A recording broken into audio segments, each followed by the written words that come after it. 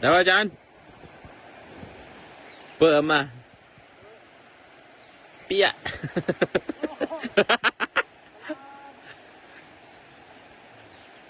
โอ้มันสวบแล้วได้นะโอเคเอาอย่าตกนะอย่าตกควันไหมนะอาจารย์เปีย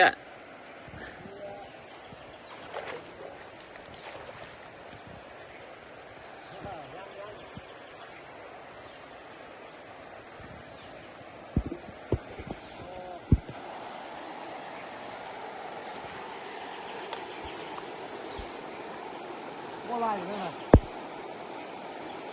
โต้น้อยพูดมันระแวงนี่ไงว่าต้องระดับพี่มันระแวงนี่ไง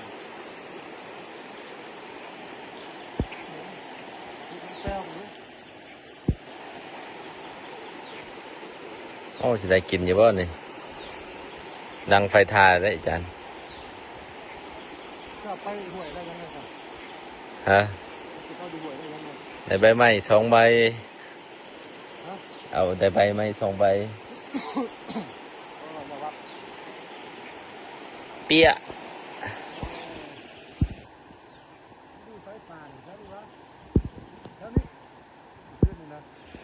ยี่ลุมเลย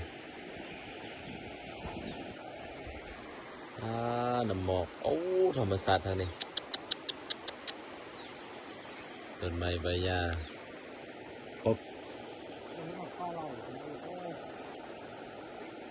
ธรรมดาปากหน้ามันนะมาตามหนุนโอ้ยเพื่อไปดำหันโอเควะ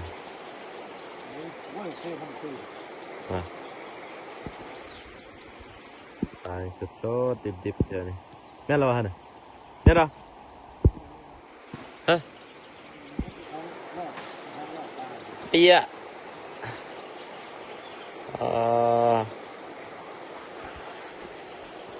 นี่ก็จะเป็นภาพบรรยากาศเนาะน้ำเฟืองน้ำแอดบรรยากาศประมาณนี้หมอกยันเช้าครับอ๋อหมอกหลายยันเช้านะต้นไม้นี่บักเมื่อคืนนี่นะนี่มาดังไฟซื้อเลยต้นไม้นี่ความอุดมสมบูรณ์นะทำฟุ้ยใหญ่กว่าฟุ้ยสักน้อยนึงเนาะบรรยากาศโอ้เดี๋ยวไปใจร้ายมันนี่นะผมมีสัญญาณอินเทอร์เน็ตไม่มีแห้งก็ผมมีสัญญาณอินเทอร์เน็ตผมมีไฟฟ้าแล้วก็สิบุมีอันเกลือแป้งนัวเนาะผมบ่ได้กินเกลือแป้งนัวเนี่ยแบบธรรมชาติเลยเมื่อคืนนี้ตื่นเช้ามาก็มีน้ำหมอกโอ้ไหลต้นไม้ใบหญ้าเสียงนกเสียงกาห้องเจี๊ยบเบิ่งบรรยากาศตอนอาจารย์เพิ่นอันนั้นเอาประสูติบ่เพิ่นว่านี่ไม่ได้สั่งบ่นะตีประสูติเนาะประสูติประซองบ่ซั่นแหละแต่บ่อาจารย์เปียว่างเปล่าห้ำด่าง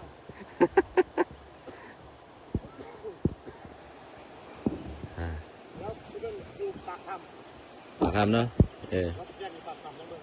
โอ้ประสูติหลายได้เขาว่านะวะไปกินกาแฟครับโอ้ธรรมศาสตร์สุดยอดพี่น้องเอ้ยเมื่อคืนไอ้ดำบักก็ซื้อต้นไม้เป็นอ้อยไฟแบบนั้นโอ้ตาย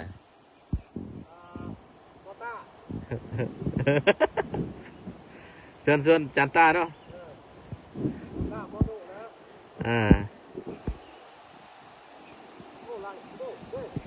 โอ้พอดีมั้งไปยังไงจ๊ะโอ้เปียอุ้ย